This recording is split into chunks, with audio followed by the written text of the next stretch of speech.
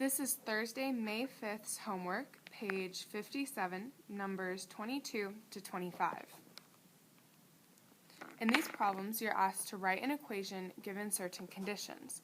It's important to remember that the format for an equation is y equals mx plus b, where m is the slope, or the rate of change, and b is the y-intercept, also written as yi.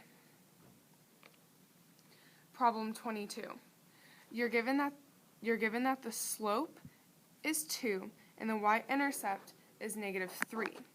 Since both values are given to you directly, there's nothing to solve for.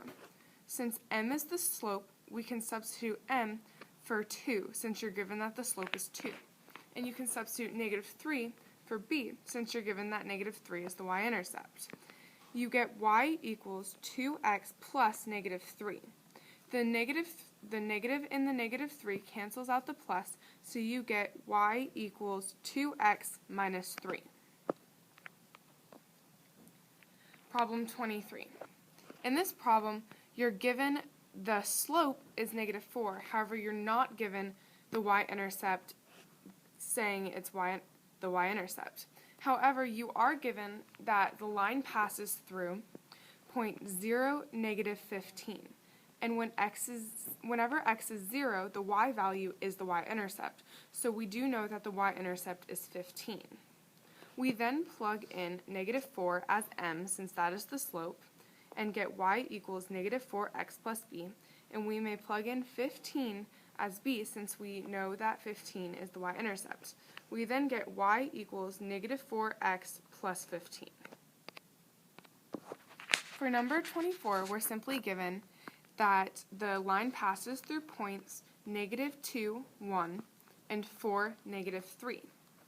To find the slope, we can line them up like this and find the change in y, which is 6, and the change in x, which is -4.